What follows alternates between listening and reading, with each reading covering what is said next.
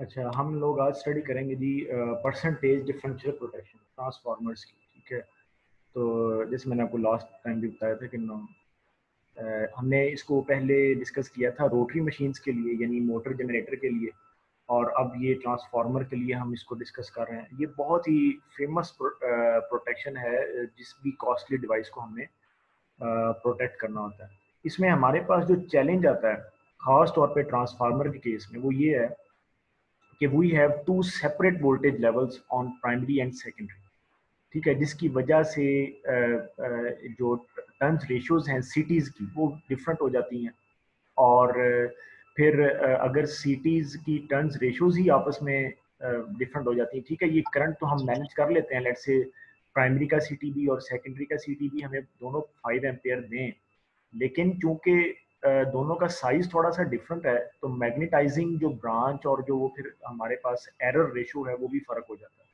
ठीक है, तो उस वजह से फिर हमें उसको थोड़ा कैटर करना पड़ता है, या उसको हमें देखना पड़ता है कि जी वो एरर ना शामिल हो, malfunctioning of the relay ना हो जाए उस वजह से। ठीक है, इसके अलावा जो एडजस्टमेंट्स हैं जो हम ऑक्सिलरी सिटीज़ के साथ करते हैं कि यानी अगर हम एक मेन सिटी के नीचे एक और सिटी लगा दें, जैसे हमने वो पीछे मशीन्स के चैप्टर में देखा था, जनरेटर ट्रांसफार्मर के केस में हमने एक मेन सिटी के साथ ऑक्सिलरी सिटी भी लगाया होगा। तो उसमें उसकी वजह से भी फिर जो है ना वो आप यूँ कह लें कि फॉल्स डिफरेंशियल करंट क्रिएट हो सकता है। और टैप चेंजर अगर हो ट्रांसफार्मर का, तो ये 2 से 3 मेन वजूहत हैं जो कि एक चैलेंज बना देती हैं डिफरेंशियल प्रोटेक्शन को। अच्छा, तो हम इनको डिस्कस करते हैं।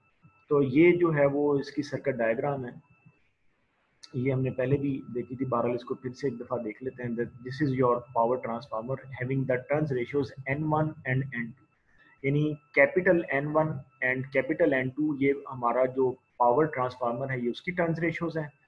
और small N1 and small N2 ये हमारी टर्न्स रेशियोज होंगी, जो हमारे सिटीज होंगे, यानी प्राइमरी का और सेकेंडरी का।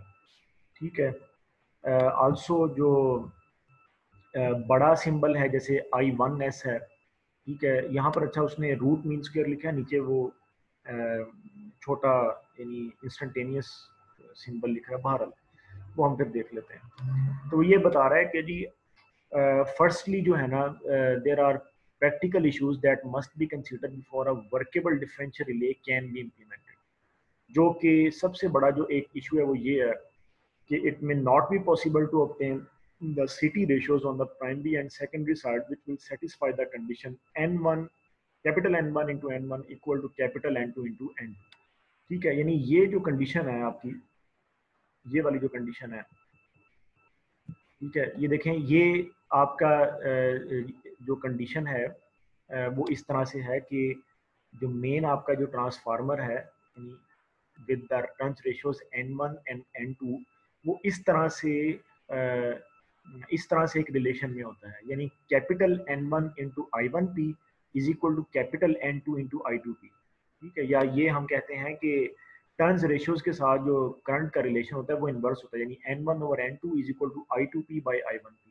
ठीक है, यानी I1P से क्या मुराद है, प्राइमरी का करंट, और I2P से क्या मुराद है, यानी जो सेकेंडरी का जो आपके पास प्राइमरी करंट है।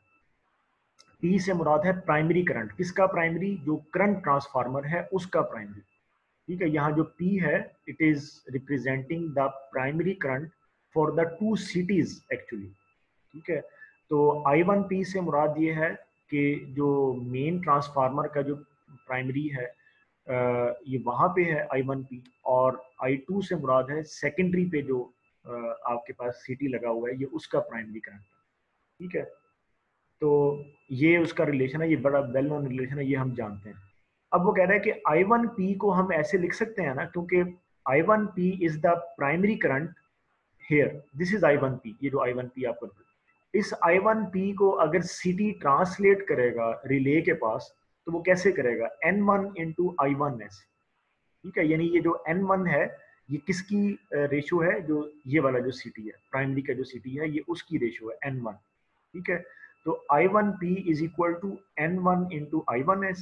और इसी तरह जो I2P है वो जब ये वाला जो सिटी ट्रांसलेट करेगा इसको सेकेंडरी में, तो वो क्या बन जाएगा, उसकी turns ratios time the I2S, यानी small n2 into I2S। So I1P is equal to small n1 into I1S and I2P is equal to small n2 into I2S। तो ये जो रिलेशन है इसमें अगर हम देखें कि जी जो I1S है और I2S है वो क्या है, यानी I1S जो है ये वो करंट है जो इस रिले के पास आ रहा है, दिस इज I1S, यहाँ जो उसने बड़े सिंबल्स में लिखा है जो ये आपके पास आ रहा है ऐसे। और I2S जो है वो ऊपर से नीचे की तरफ आ रहा है, यानी इस करंट कॉन्फ़िगरेशन के मुताबिक, या यूं कहना चाहिए इसकी ये जो डॉट मार्किंग्स उसने की है इसके मुताबिक, या इस सिनेरियो के मुताबिक जो इस वक्त यहाँ पे है जो कि नॉर्मल सिनेरियो है, नॉर्मल सिनेरियो, ठीक है, उसके मुताबिक I1S जो है वो नीचे से ऊपर आ रहा है और I2S जो है वो ऊपर से नीचे जा रहा है। तो डिफरेंशियल करंट यहाँ पर हमारे पास बन रहा है, या दूसरे अल्फाज में यूं भी हम कह सकते हैं कि I1S एंड I2S ये हमारे पास सिटी सेकेंडरी करंट्स हैं, यानी I1S is the secondary current of this city, I2S is the secondary current of this city. If the two are equal, there will be no differential current and no tripping of the relay. If there is the difference between the two, the relay would trip. तो ये वाला जो relation आपके पास आया है 8.2, इसमें I1S और I2S अगर बराबर हो जाएं for the steady state condition या नॉन ट्रिपिंग कंडीशन, ठीक है, तो I1S और I2S बराबर हो जाएं इसकी बात की जा रही है, ऐसा हो नहीं सकता प्रैक्टिकली, ठीक है। तो आपके पास रिलेशन क्या बन जाता है, capital N1 into small n1 is equal to capital N2 into small n। If I1S exactly equal to I2S, I1S क्या है, वो करंट जो कि प्राइमरी के सिटी ने दिया, और I2S क्या है जो सेकेंडरी के, यानी जो मेन ट्रांसफार्मर का जो सेकेंडरी है उसके सिटी ने दिया। ये दोनों करंट्स अगर बराबर हो जाएं then you have the relation capital N1 into N1 is equal to capital N2 into N2। लेकिन ये वाला रिलेशन होल्ड नहीं करता practically, because I1S is not equal to I2S, हमेशा डिफरेंस रह जाता है। मैंने बताया आप ये वाला सिटी लेट से अगर लेते हैं 300:5 और ये वाला आप लेते हैं 200:5, क्यों ऐसा डिफरेंट लेंगे, because transformer has different voltage level on the primary and secondary. तो जाहिर बात है इधर सिटी का रेशियो कुछ और होगा, इधर सिटी का रेशियो कुछ और होगा, ऐसे ही होगा ना। तो लेकिन आप ये कहते हैं बेशक सिटी का कुछ भी रेशियो हो, हम सेकेंडरी पे करंट सेम कर लेते हैं ताकि नॉर्मल कंडीशन में यहाँ पे हमारे पास जीरो करंट फ्लो करे। तो आप कहते हैं जी इसको मैं 300:5 लेता हूँ और इसको मैं लेता हूँ 200:5। अब कहने को तो ये 300:5 है और ये 200:5 है, लेकिन ये 5 एम्पेयर पूरा देंगे नहीं, ठीक है। तो यानी ये जो I1S है it would never be exactly equal to I2S। इसका मतलब ये है कि नॉर्मल कंडीशन में भी आपके पास डिफरेंशियल करंट रहेगा, जो कि ठीक नहीं है बात। नॉर्मल कंडीशन में भी, नॉर्मल कंडीशन से मुराद ये है नॉर्मल स्टेडी स्टेट कंडीशन। अब स्टेडी स्टेट कंडीशन में हमारे पास कई तरह की चीजें आती हैं, जैसे यहाँ पर अगर पावर फैक्टर इंप्रूवमेंट का कैपेसिटर लगा हुआ है वो स्विच करेगा, तो I1S और I2S जो कि पहले ही कुछ ना कुछ मुख्तलिफ हैं और डिफरेंशियल करंट जनरेट कर रहे हैं, वो और डिफरेंशियल करंट बन जाएगा। या अगर ट्रांसफार्मर स्टार्ट होता है वो इन रश करंट की वजह से भी कुछ और फर्क और बढ़ जाएगा, पहले ही फर्क है, फर्क और एम्पलीफाई हो जाएगा। तो ये वो चीजें हैं जो कि चैलेंज बन जाती है, ठीक है। तो ये वो कह रहा है कि इसको हम, ये जो फर्स्ट उसमें लिखा हुआ है first, it may not be possible to obtain the CT ratios on the primary and the secondary side which will satisfy this condition. वो कहता है ये वाली कंडीशन तो सेटिस्फाई हो ही नहीं सकती। वो कहता है and we must select the CTs with the standard ratios, बल्कि वो हमें तो फिर स्टैंडर्ड रेशियो के साथ सिटी को लेना पड़ेगा। हम अपनी कस्टमाइजेशन अगर करवाएंगे तो वो बहुत महंगा होता है और वो होता भी नहीं है, मतलब जनरली यही प्रैक्टिस होती है, जो स्टैंडर्ड रेशियोज हैं उनके साथ ही सिटी को लिया जाए। तो वो कह रहा है कि thus in fact providing auxiliary cities which can correct any deviation from that desired ratios, ठीक है, यानी फिर हम auxiliary cities रख लेते हैं। ये मैं आपको बताता हूँ क्या है बात। लेट्स से अगर आपने कैलकुलेट किया कि ये आ रहा है जी 278 इसकी टर्न्स रेशियोज आपने कैलकुलेट की 278, 278। आप कहते हैं जी इसके करीब का साइज जो स्टैंडर्ड अवेलेबल है वो 300 है, तो अब वो फर्क हो गया ना 278 और यही तकरीबन 22 टर्न्स का डिफरेंस हो गया। इसी तरह यहाँ पर भी, तो उस डिफरेंस को कवर करने के लिए आप यहाँ पे यानी इस सिटी के सेकेंडरी पे एक ऑक्सिलरी सिटी लगा देते हैं, ठीक है। ये उस ऑक्सिलरी सिटी की बात हो रही है जो उसने यहाँ पर लिखा है, ये वाला, providing the auxiliary cities which can correct any deviation from the desired ratio. ठीक हो गया जी। अच्छा, नेक्स्ट हम चलते हैं, तो वो सेकंड बता रहे हैं इन केस, वो कह रहा है कि देयर रिमेन सम, वो कहता है इसके बावजूद कुछ ना कुछ रेजिडुअल मिसमैच रहता ही है जिसकी वजह से हमारा डिफरेंशियल करंट रहे नॉर्मल कंडीशन में। सेकेंडली वो कह रहा है the errors of transformation of the two cities में डिफर फ्रॉम ईच अदर, यानी एरर्स ऑफ ट्रांसफॉर्मेशन, यानी ये वो मैग्नेटाइजेशन एरर है जिसकी वो बात है। फिर वो कहता है फाइनली, यही मैंने आपको बताया था, finally if the power transformer is equipped with the tap changer. देखें, अब अगर पावर ट्रांसफार्मर जो है उसके पास टैप भी है, जो कि उसका वोल्ट जो टैप है वो प्लस -5% है, जो कि उसका वोल्टेज जो है वो तब्दील कर देता है, तो वो भी जो है ना, जो ट्रांसफॉर्मेशन रेशियो है वो तब्दील हो जाती है, और फिर ये वाला जो रिलेशन है वो तो और भी एम्पलीफाई कर देगा डिफरेंशियल करंट को। यानी आपने लेट्स से कि ये देखें ना, ये जो कैपिटल N1 है और जो कैपिटल N2 है ना, ये बदल जाता है, ठीक है। यानी टैप से आपकी जो नॉर्मल टर्न्स हैं ट्रांसफार्मर की वो वेरी कर जाएंगी, और फिर जो amplification of difference of the two cities current है वो और भी ज़्यादा हो जाएगी। तो ये हम आगे एग्जांपल में भी देखेंगे। दीज थ्री इफेक्ट्स, ये तीन इफेक्ट्स हैं वो बता रहा है, that cause a differential current to flow in the overcurrent relay, and the relay design must accommodate these three challenges। ठीक है, आप अब अपनी डिफरेंशियल रिले ऐसी लगाएं जो कि इन चैलेंजेस को मीट करे, और वो हमारे पास है जिसका नाम है परसेंटेज डिफरेंशियल रिले, जो कि हमने पहले भी पढ़ी है जब हमने मशीन का चैप्टर पढ़ा, या रोटेटिंग मशीन। तो डिफरेंशियल रिले जो है, अब वो क्या है कि उसमें एक रेस्ट्रेंट वाइंडिंग होती है जिसमें से थ्रू करंट गुजरता है, ठीक है, थ्रू करंट उस रेस्ट्रेंट वाइंडिंग में से गुजरता है। और थ्रू करंट क्या होता है, यहाँ पर उसने उधर तो नहीं लेकिन इधर उसने उसकी डेफिनेशन लिख दी है, वैसे बड़ी अच्छी बात है। The through current is defined as the average of the primary and the secondary currents. ठीक है, यानी अब प्राइमरी क्या कहना था, सेकेंडरी लिख देता, चलो बहरहाल लिखा तो सेकेंडरी, तो सेकेंडरी हम कह लें, प्राइमरी चले आप, अगर कंसेप्ट नहीं खराब तो ठीक है। तो through current is actually the average, ये उस रिकॉर्डिंग में भी आप सुन सकते हैं, इसको मैंने बहुत एक्सप्लेन किया हुआ है कि what is the through current actually, ठीक है। तो अब है क्या, यानी देखें, ये जो उसने रिले शो की है, ये वाली जो उसने रिले शो की है, इस रिले में एक वाइंडिंग तो होती है ऑपरेटिंग वाइंडिंग, यानी उस वाइंडिंग में जब करंट जाएगा तो रिले पिकअप दे देगी। एक वाइंडिंग हो और हम ऐड कर देंगे जिसको हम कहेंगे रेस्ट्रेंट वाइंडिंग। वो रेस्ट्रेंट वाइंडिंग में जब यानी वो फिर ना सेपरेट कर दी जाती है, वो जो वाइंडिंग है, रिले एक ही है, उसकी कई कई तरह की टैप्स और वाइंडिंग्स अवेलेबल होती हैं। तो रेस्ट्रेंट वाइंडिंग इस सिटी के साथ भी अवेलेबल है, इसी रिले की, और इस सिटी के साथ भी है। तो जब करंट ऐसे एक दूसरे की तरफ आ रहे होंगे, दोनों करंट्स जब एक दूसरे की तरफ आ रहे हैं, तो वो एक दूसरे का इफेक्ट जो है वो कैंसिल कर देते हैं। यानी रेस्ट्रेंट वाइंडिंग में जो मैग्नेटोमोटिव फोर्स बनती है इस वाली साइड की और इस वाली साइड की, वो एक दूसरे का इफेक्ट कैंसिल कर देगी, और कोई भी यहाँ पे आप यूं कह लें कि जो डिफरेंशियल करंट है वो जनरेट नहीं होगा। अगर ये वाला करंट ऑफ हो जाता है और ये पहले I1S ऑन रहता है, तो रेस्ट्रेंट वाइंडिंग में सिर्फ अब एक ही करंट होगा जो कि कैंसल आउट नहीं होगा, जिसका magneto F is equal to NI magnetomotive force दूसरे वाले करंट से कैंसिल नहीं होगा, लिहाजा वहां पे रेस्ट्रेंट टॉर्क बनेगी ही नहीं, या बहुत थोड़ी बनेगी, और सारी की सारी ऑपरेटिंग टॉर्क बनेगी जिससे रिले हमारे ट्रिप सिग्नल दे देगी। तो ये होती है रेस्ट्रेंट वाइंडिंग। इसका फिर हम स्लोप सेट करते हैं कि जी आपने कितने परसेंट ऑपरेटिंग करंट लेना है रेस्ट्रेंट करंट का, कितने परसेंट आप ऑपरेटिंग करंट जो है वो आप लेंगे, यू सेट द स्लोप।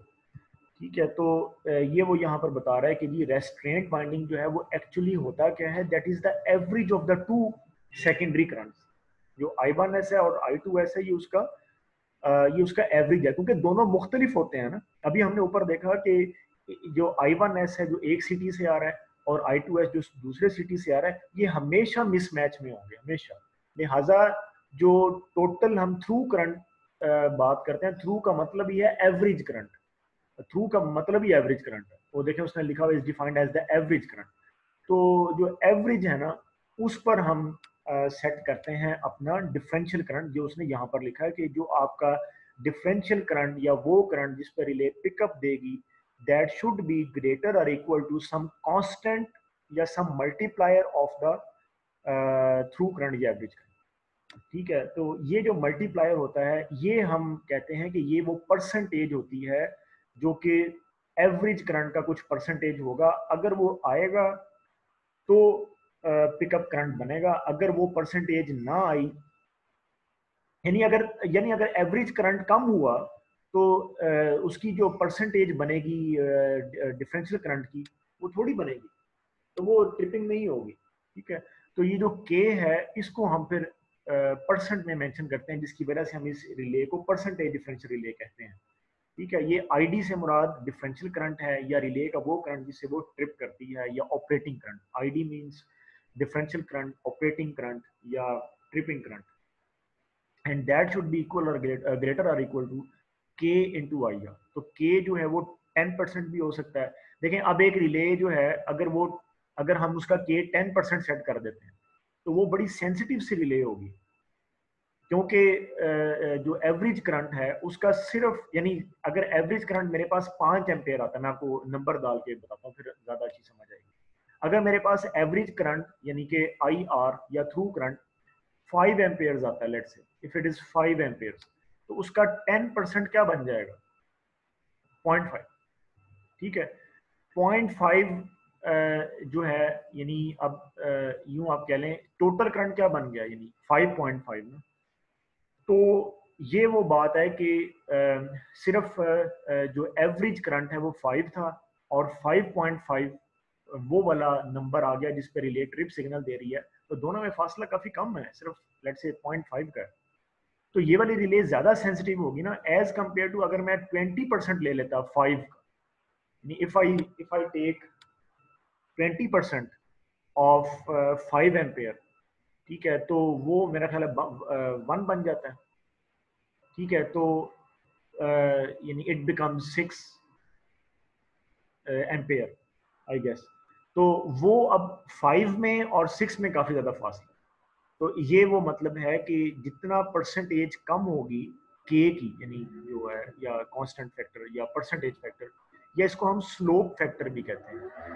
ठीक है, जितना स्लोप जो है वो आपके पास कम होगा, उतना रिले ज्यादा सेंसिटिव है। जितना स्लोप ज्यादा होगा वो अच्छी बात है कि रिले कम सेंसिटिव, और रिले को जितना कम हम मतलब इस लिहाज से सेंसिटिव बनाए ना, तो वो हमारे पास देखें, जितना आप इंस्टेंटेनियस ऑपरेशन लेंगे ना, आपको आपको बड़ा केयरफुल रहना पड़ेगा। ये बिल्कुल ऐसी मिसाल है, इसको हमेशा एक थंब रूल है, जितनी तेज ड्राइविंग करोगे ना, उतना जल्दी आप एग्जॉस्ट हो जाओगे, जितनी तेज ड्राइविंग करोगे। और जितनी आप आहिस्ता और रूल्स के मुताबिक आहिस्ता आहिस्ता, वैसे ड्राइविंग, यकीन करें, तो जहाँ सही तहजीब के साथ ड्राइविंग होती है ना, आप वहाँ देखें वो तो ऐसे ड्राइविंग करते हैं जैसे आज कोई काम ही नहीं है, बस ड्राइविंग ही करनी है। तो ये एक्चुअली इस तरीके के साथ ड्राइविंग हुआ करती है। और जितनी स्लो ड्राइविंग होगी या स्लो रिले ऑपरेट करेगी, ड्राइव करेगी ब्रेकर को अच्छा डिसीजन लेके, उतना वो रिलायबल होगी, सस्टेनेबल हमारा ऑपरेशन होगा, डिपेंडेबिलिटी भी बढ़ जाएगी, लेकिन रिलायबिलिटी ज्यादा बढ़ेगी। रिलायबिलिटी फैक्टर जो है वो ये टारगेट करता है, स्लोप फैक्टर। तो वो कहता है कि यहाँ पर भी उसने बताया clearly, a relay with slope of 10% is more sensitive then the 40%। अब ये स्लोप है क्या, ये ग्राफ हमने पहले भी देखा है, अब हम दोबारा देख लेते हैं। ये देखें, ये है आपका थ्रू करंट और ये है डिफरेंशियल करंट। अब थ्रू करंट का या एवरेज करंट का कुछ परसेंटेज ही ऑपरेटिंग करंट बन रहा है ना, तो वो ये स्लोप है, ये वाला जो मार्जिन जहां पे उसने लिखा है मार्जिन, ये मार्जिन जो है, ये जो लाइन आपको बोल्ड सी नजर आ रही है जिसपे मेरा ये एरो है, ये स्लोप है। या ये परसेंटेज है इस एवरेज करंट की, ठीक है। तो ये जो परसेंटेज है, अब ये कितना अच्छा सेट हुई है that it has a very very clear margin from 1, 2 and 3 challenges, जिनकी वजह से रिले मैल ऑपरेट कर सकती है। यानी रेशो मिसमैच होना, रेशो मिसमैच होना हमने ऊपर पढ़ा है, ठीक है, कि जो I1S है वो कभी भी I2S के बराबर हो ही नहीं सकता। फिर सिटी में एरर आ जाता है, मैग्नेटाइजेशन एरर है उसका, ठीक है। ये वो वाला एरर है जो कि आपको याद होगा जब हमने सीटी का चैप्टर पढ़ा था ना, तो हमने पढ़ा था 10C, जो हमने पढ़ा था सीटी को ना हमें खास नंबर से लिखते हैं, जैसे 10C XXX करके। उसमें जो 10 होता है ना, वो हमें बताता है कि जी इसमें जो एरर है ना वो मैक्सिमम 10% तक आएगा। यानी हमें कैलकुलेट करने की जरूरत नहीं पेश आती, बल्कि डिजाइनर उसका नंबर ही सिटी का ऐसा डाल देता है कि नंबर को पढ़ के पता चल जाता है अच्छा भाई इसमें इतने परसेंट है। ये वो एरर की बात हो रही है, और वो मैग्नेटाइजेशन एरर होता है, ठीक है। ये जो रेशो मिसमैच एरर है, ये है जो ट्रांसफार्मर का जो प्राइमरी का सिटी है और जो सेकेंडरी का सिटी है, उनका आपस का जो मिसमैच है रेशो का, ये वो एरर है। Okay, know what is this? This is under load tap changer. ऊपर हमने देखा कि उसने लिखा हुआ है, बताया हुआ है कि टैप चेंजिंग की वजह से जो आपका मेन ट्रांसफार्मर का टर्न्स है वो तब्दील हो जाता है। तो आपने तो सिटी लगाया ही मेन ट्रांसफार्मर की टर्न्स को देख के है, या आप यूं कह लें वो जो रिलेशन था हमारा capital N1 into small n1 is equal to capital N2 into small n2, वो अगर तब्दील हो जाएगा तो जारी बात है कि फिर हमें एक फॉल्स डिफरेंशियल करंट मिलेगा। तो ये सारा, ये जो उसने दिखाया ना इस तरह से, ये जो उसने दिखाया, इसका मतलब ये है कि ULTC यानी अंडर लोड टैप है, इसको ऑन लोड टैप या OLTC भी लिखते हैं, अंडर ULTC भी लिखते हैं। यानी लोड लगा हुआ है और फिर भी आप टैप तब्दील कर रहे हैं, लोड को आपने डिस्कनेक्ट नहीं किया, इसका मतलब ये होता है। यानी लोड के साथ, अंडर लोड, लोड के साथ या ऑन लोड, ठीक है। ये सेकेंडरी पर टैप लगी होती है आपकी ट्रांसफार्मर। तो इसका भी एक स्लोप है, सिटी एरर का भी एक स्लोप है, रेशो मिसमैच। लेकिन आपका मार्जिन बहुत क्लियर है, you have a good margin, may be you have 50% slope, के 50% है, ठीक है। तो फिर एक सेटिंग होती है रिले की जिसको हम मिनिमम पिकअप सेटिंग कहते हैं। Minimum pickup setting, minimum pickup क्या है? अभी जैसे मैंने आपको बताया कि जी आपने स्लोप सेट कर लिया है, लेट्स से 20%, 30 और 40 और 50%। अब जो डिफरेंस निकलेगा ना वो मिनिमम पिकअप, यानी अभी मैंने आपको ऊपर बताया कि अगर आपका एवरेज करंट 5 आता है, एवरेज करंट अगर आपका 5 है और आप 10% स्लोप सेलेक्ट कर लेते हैं, तो डिफरेंशियल करंट टोटल लेट से क्या बनता है 5.5। तो डिफरेंस क्या बना 0.5 का, तो वो डिफरेंस पे रिले ने ट्रिप करना है एक्चुअली। वो जो डिफरेंस रिले के पास जा रहा है उस पे ट्रिप करना है, उसको हम आई पिकअप बोलते हैं। ये वो आई पिकअप है, ये तो है ना टोटल डिफरेंशियल करंट है, ये जो उसने आईडी लिखा है it is the total differential current. ये देखना ऊपर उसने उसका रिलेशन लिखा हुआ है, see this, ID is equal to और greater than K into I R. यानी आईडी जो है वो इन दोनों का मल्टीप्लीकेशन करके यानी वो पूरा वो बनता है, लेकिन जो डिफरेंस है एक्चुअली वो पर यूनिट पिकअप करंट है, ठीक है।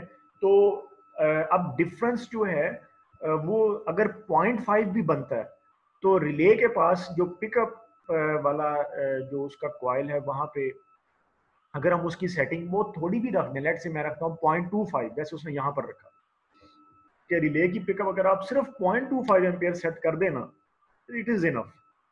क्योंकि जो डिफरेंस है अगर वो 0.5 का आएगा तो भी रिले आराम से पिक कर देगी, अगर 0.6 का आता है, 7.7, 0.8, तो इसीलिए आपको याद होगा, ये आप जरूर ये रिकॉर्डिंग आपको ये बात अब दोबारा मिल भी जाएगी जब आप सुनेंगे ये इस लेक्चर की रिकॉर्डिंग, कि जो 7 चैप्टर में हमने जो जनरेटर मोटर का चैप्टर है उसमें हमने 7000 हॉर्स पावर की मोटर पे डिफरेंशियल रिले लगाई, ठीक है। ये उधर लेक्चर की, उस लेक्चर की रिकॉर्डिंग में ये बात टैली हो जाएगी।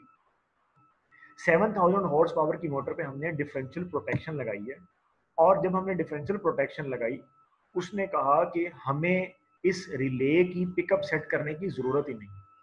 बात समझ आई? ये वहां पे आप देखिएगा in the 7th chapter when he is doing the protection for 7000 horsepower motor, उसने उसके लिए डिफरेंशियल प्रोटेक्शन लगाई, और डिफरेंशियल प्रोटेक्शन की रिले जो है उसकी पिकअप सेटिंग नहीं की, उसकी बजाय उसने एक जुमला लिख दिया, no need to set the pickup for the differential relay, क्योंकि उसकी पिकअप ऑलरेडी सेट ही होती है और वो बहुत थोड़ी सी होती है, इट इज 0.25 एम्पेयर ओनली, ठीक है। और ना उसका टाइम सेट करने की जरूरत होती है, बिकॉज अब जब उसके पास करंट आएगा इसका मतलब यह है कि वो फिल्टर होके आ रहा है रेस्ट्रेंट वाइंडिंग से, तो as soon as possible it should trip, और on the very low time gear, half gear पे ट्रिप कर दे।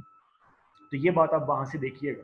तो अब ये आपको यहाँ से दोबारा भी क्लियर हो गया होगा कि जो पिकअप है वो क्या होता है, that is actually the difference.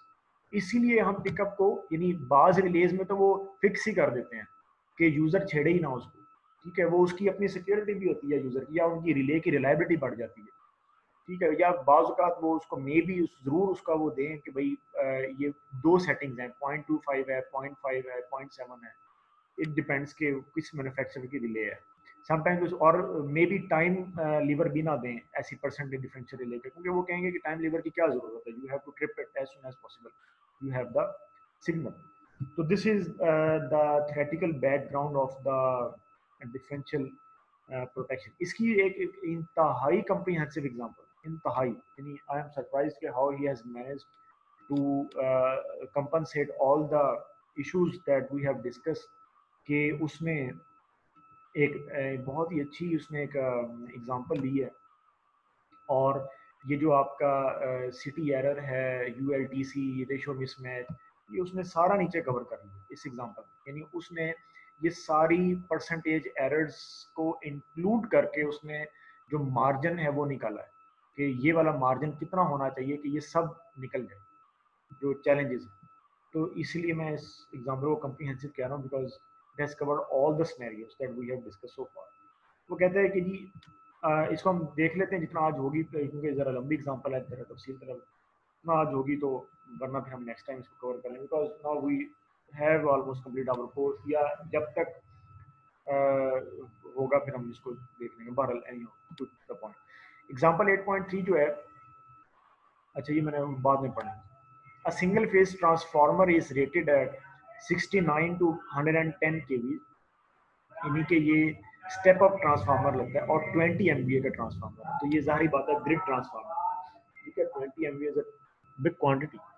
It is to be protected by a differential relay with input taps of 3, 4, 4.5, 8, किस कदर सेटिंग है, यानी 3 से लेके 5.3 टू 5.5 एम्पेयर सेकेंडरी, ये उसने रिले की टैप्स दी हैं, ठीक है। टैप से हमेशा मुराद कॉइल्स ही होते हैं, कि इतने सारे कॉइल्स जो हैं you you you you have available, ठीक है। या यू कह लें कॉइल एक बड़ा बना के ना, तो उसमें वो स्विच रख देते हैं, ऐसे ही जैसे आपका स्टेबलाइजर होता है ना, जो वोल्टेज स्टेबलाइजर घरों में नॉर्मली आप लगाते हैं, उसमें आपने देखा होगा जो लोग एसी के लिए लगाते हैं, वो जो जरा बड़ा केवीए का होता है ना, 1 केवीए का, इस तरह उसमें बाकायदा स्विचिंग टिक टिक करके आवाज भी आ रही होती है, तो वो एक कॉइल ही होता है बड़ा सारा। तो उस कॉइल की कुछ टर्न्स पे उन्होंने वो लगाया होते हैं, रिलेज लगाई होती है, ठीक है। तो वो रिले की स्विचिंग होती रहती है आपस में, ठीक है। यानी टर्न्स अगर वोल्टेज पूरा हो गया तो टर्न्स कम हो जाएंगी, वोल्टेज कम हो गया तो वो वाली रिले ऑन हो जाएगी जिसमें टर्न्स ज्यादा हो जाएंगे। तो मतलब ये होता है कि इतनी टैप्स अवेलेबल हैं, यानी आपको 3 एम्पियर की टैप अवेलेबल है, यानी वहाँ रिले का जो लॉजिक है, स्विचिंग लॉजिक जो है वो वहाँ पर सेट हो जाएगी जहाँ पे आपको रिले जो है वो 3 एम्पियर दे, या 3 एम्पेयर पे सेट हो जाएगी, 4 एम्पेयर पे, 4.5, 4.8 पे। तो बड़ा यानी कि एक ग्रेडेड सा उसका सेटिंग्स हैं, काफ़ी ग्रेडेड हैं। You can see 4.5 and 4.8, even 4.9 and 5 and 5.1 and even 0.1 ampere की टैप भी अवेलेबल है, विच इज़ वेरी गुड, यानी रोबस्ट डिज़ाइन है इस relay. The transformer has an underload tap changer, which has with the turns ratio of -5% to +5% in the steps of 5/88%। वो कहता है कि ट्रांसफार्मर का जो टैप है वो -5% से +5% जो है वो वेरी करता है, और स्टेप्स में, यानी अगर लेट से टैप इनिशियली 0 पे खड़ा है, और अब उसको प्लस की तरफ जाने की जरूरत है ताकि वोल्टेज इंक्रीज किए जाएं। लोड की साइड पे वोल्टेज कम हो गए हैं, तो वो इस स्टेप में फॉलो इस स्टेप से आगे बढ़े। यानी 5/88 यानी 5/88 का जो भी आंसर आएगा उस परसेंटेज से वो टर्न्स को ज्यादा कर देगा। ठीक है, तो ये इसका मतलब है। इसकी हमें इतनी कोई खास जरूरत नहीं है ये, लेकिन ये एक इंफॉर्मेशन है जो कि उसने हमें दी है। हमें इसकी जरूरत है कि टोटल जो टैप का या जो टैप का जो स्पैन है वो क्या है। It is from -5% 0 to 5%। Specify the cities. अब ये क्वेश्चन है, वो कहते हैं सिटीज की रेशियोज बताएं। मैं बाकी सारा क्वेश्चन नहीं पढ़ूंगा, जो जो ऊपर से हम पढ़ेंगे वो नीचे हल करेंगे ताकि हमें पता चले ना, वो फिर हम सिंक रहेंगे इस डाटा के साथ।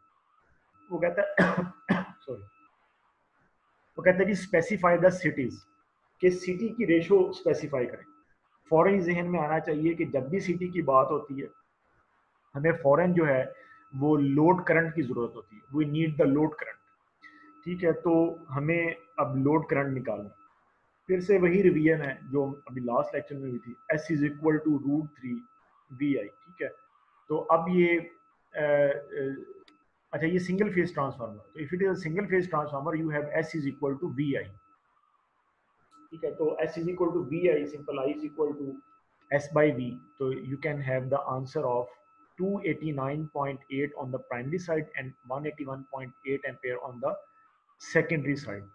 We may select CT ratios of 300:5 and 200:5। यानी जो प्राइमरी है, अब देखें 289 है तो ये स्टैंडर्ड 300:5 है, एंड जो आपके पास 181.8 है इसका जो स्टैंडर्ड है वो 200:5 है फॉर द टू साइड्स। ठीक है, तो दीज विल प्रोड्यूस। अब ये सिटीज आपके सेट हो गए हैं, अभी मैं आगे नहीं जा रहा, यहाँ तक ये क्वेश्चन का आंसर मुकम्मल हो गया।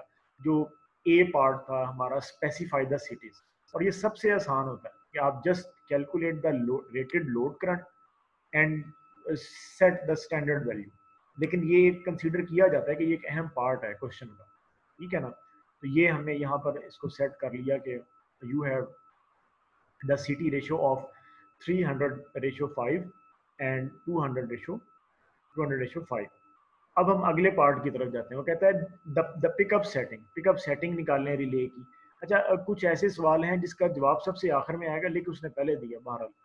And the percentage differential slope of the relay. अब हम इसके लिए काम शुरू कर देंगे। एक्चुअली हमें पहले जो है ना वो परसेंटेज कुछ डिफरेंशियल रिले निकालनी है। Level of the fault front for the differential relay will not operate. तो ये बहरहाल फिर बाद में कैलकुलेट होगा। अब हम परसेंटेज डिफरेंशियल स्लोप की, यानी वो जो के है, जो भी हमने ऊपर के देखा था ना, 10% लेना है। वो कहता है आप बताएं कि 10% अवेलेबल है स्लोप आपके पास, यानी ये रिले मैन्युफैक्चरर देगा ना कि उसने रेस्ट्रेंट बाइंडिंग्स की टर्न्स क्या रखी हैं। तो ये हमें मैन्युफैक्चरर ही बताएगा कि उसकी रिले में कितने स्लोप्स अवेलेबल हैं। वो कहता है जी 10% की स्लोप अवेलेबल है, 20% की स्लोप अवेलेबल है और 40% की स्लोप अवेलेबल है, यानी तीन स्लोप्स अवेलेबल हैं।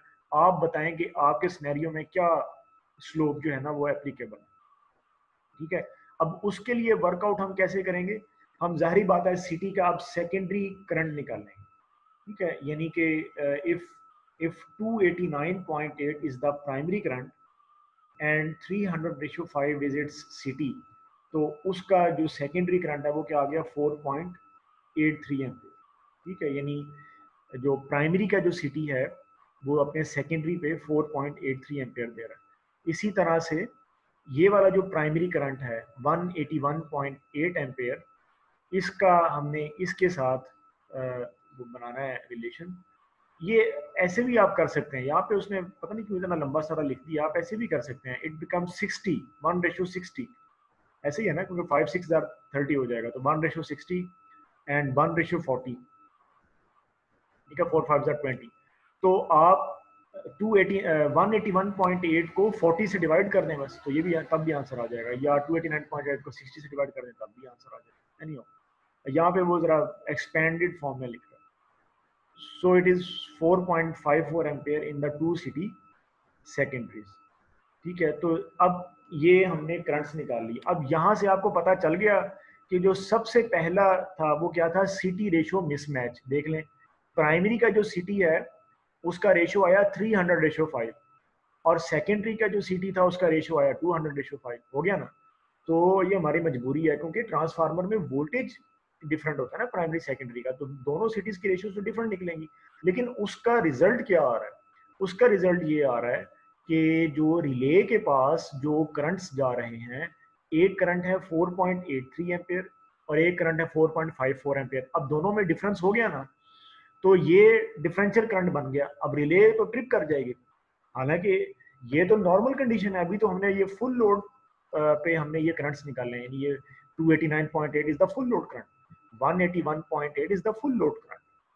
तो लेकिन रिले के पास डिफरेंस जा रहा है। इस तरह की चैलेंज को हम कहते हैं रेशो मिसमैच। ये जो हमने पिछले डायग्राम में हमने देखा था, इस तरह के चैलेंज को हम रेशो मिसमैच कहते हैं। ठीक है। तो रेशो मिसमैच की वजह से अब जो रिले के पास यहाँ पे हैं, एक्चुअली काफ़ी वो उसने क्लोज करके लिख दिया, एग्जाम्पल थी तो रेशो मिसमैच की वजह से जो सिटी के पास सॉरी रिले के पास जो डिफरेंशियल करंट जा रहा है वो 4.83 माइनस 4.54 जा रहा है। अब इसका क्या हल करें? अब हमने इसका हल करना है। Okay, now we will solve this problem. और वो कैसे करेंगे? हम अब आहिस्ता आहिस्ता स्लोप की तरफ आएंगे ना, तो हमारा प्रॉब्लम हल हो जाएगा। In order to reduce a mismatch between these currents, ठीक है, इन करंट्स में हमने मिसमैच खत्म करना है। We may use the relay tap of 4.8 for the CT on the primary side and the relay tap of 4.5 for the CT on the secondary side.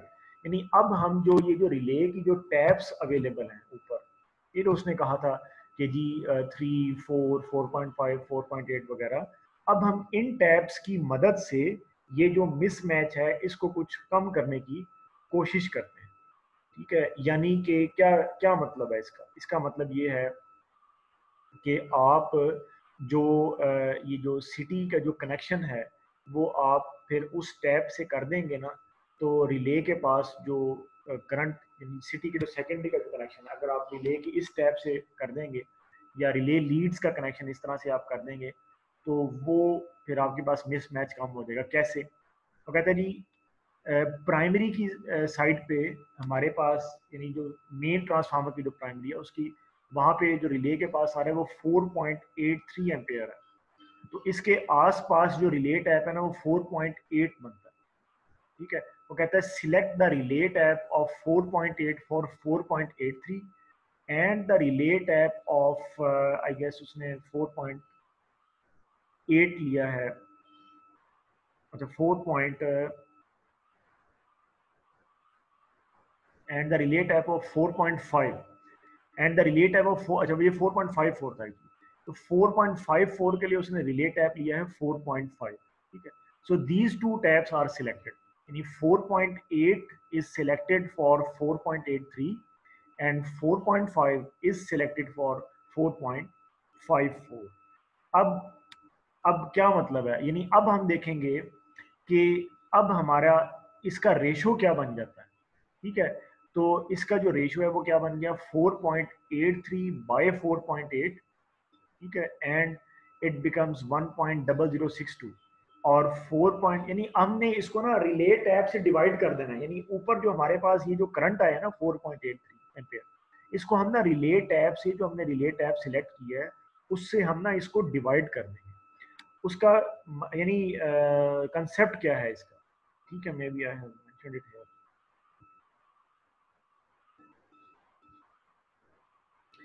ये ऐसे है जैसे आपको याद होगा कि हमने अगर लेट से रिले की हम पिकअप सेट करते हैं 5 एम्पेयर और करंट आपके पास आता है 4.5 या करंट आपके पास आता है 10 एम्पेयर, तो हम चेक करते हैं ना कि ये पिकअप का कितने टाइम्स है। ये बिल्कुल ऐसे ही है, समझ आ रही बात? तो ये बिल्कुल ऐसे ही है। यानी मैं दोबारा इसको रिपीट करता हूँ। लेट से अगर हमारे पास पिकअप है 5 एम्पेयर लेट से, और हमारे पास करंट आता है 10 एम्पेयर, तो हम क्या करते हैं 10/5 करते हैं ना, तो हमें पता लगता है चलिए 2 टाइम्स द पिकअप आ गया। ये बिल्कुल ऐसा ही है। हमने यहाँ पर जो रिले का जो टैप सिलेक्ट किया है इसलिए उसको हम नीचे रखेंगे और जो ऊपर से करंट हमारा आ रहा है उसको ऊपर रखेंगे। सो 4.83/4.8 एंड सिमिलरली 4.54 बाय 4.5।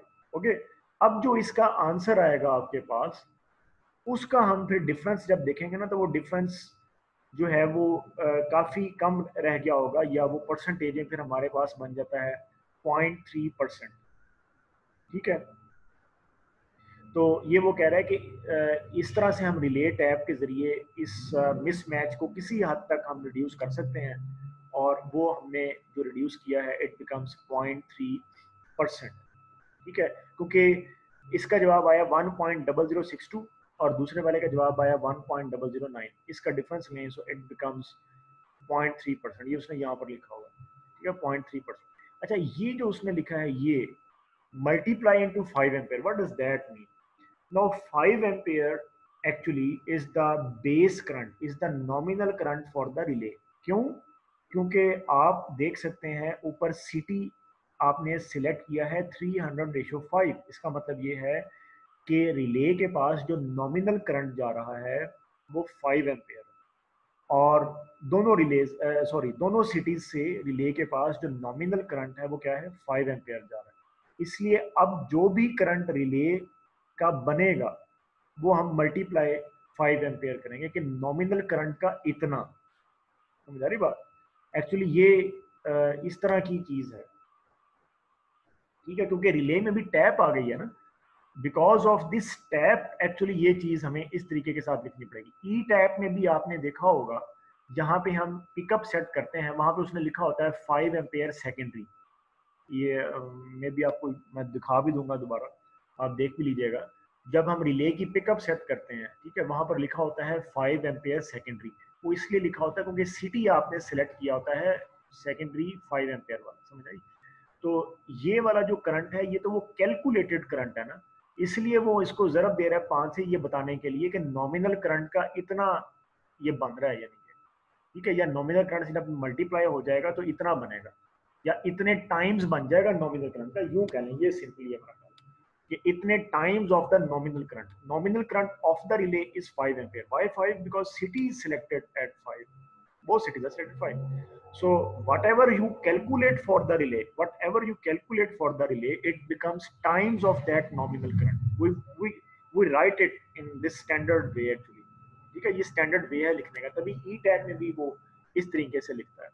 ठीक है, तो अब ये बात है कि हमने जो रिले का एक टैप है, जो स्विच है, वो 4.8 पे सेट किया हुआ है और एक का 4.5 पे सेट किया, और हमारे पास बहरहाल अब सिटी का जो रेशो मिसमैच है उससे हमारे पास 0.3% आ गया।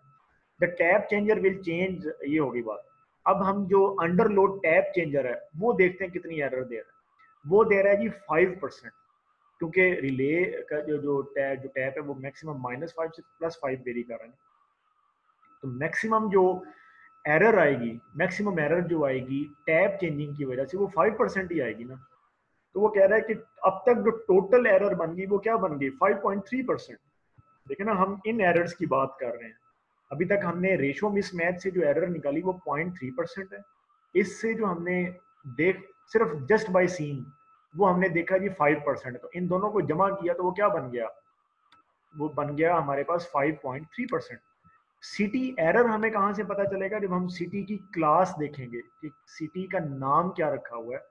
वो कह रहा है सिटी जो है, ये देखें, वो कह रहा है सिटी जो है it is of 10C XXX type, और ये 10 हमें ये बताता है कि जो मैक्सिमम एरर है it would be not more than 10% due to the magnetization branch.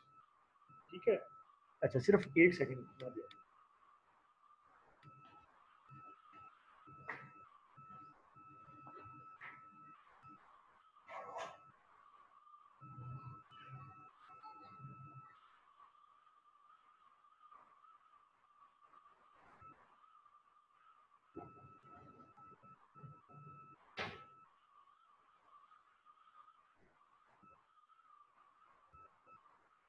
जी ठीक है, तो ये बात, तो 10% एरर हो गया, जो सिटी एरर कहलाता है, यानी जो उसका इनहेरेंट होता है। सिटी एरर से मुराद ये होता है कि उसका इनहेरिटेड, यानी वो डिज़ाइन होते ही एरर बन गया, या इस एरर के साथ डिज़ाइन हुआ है। या यूं कह लें इंसानी कोशिश बस इतनी थी कि मतलब 10% तक उन्होंने एरर को कंट्रोल कर लिया, या 10% तक एरर बन ही गया। ठीक हो गया जी। ये सीटी एरर से ये मुराद है, यानी error at the design level. ठीक हो गया। तो टोटल एरर कितना बन गया हमारे पास? टोटल एरर बन गया 15.3%। ओके, वो कहता है इसमें 5% का सेफ्टी मार्जिन और ऐड कर लें थोड़ा बहुत। तो टोटल अब फिर हम जो अपनी रिले का जो ये मार्जिन कौन सा है, ये वाला जो मार्जिन है, ये उसने यहाँ पे शो किया, ये वाला मार्जिन, ये वो कहता है ये 5% ले ले। तो रिले का जो स्लोप है फिर वो कहाँ पे आ जाएगा?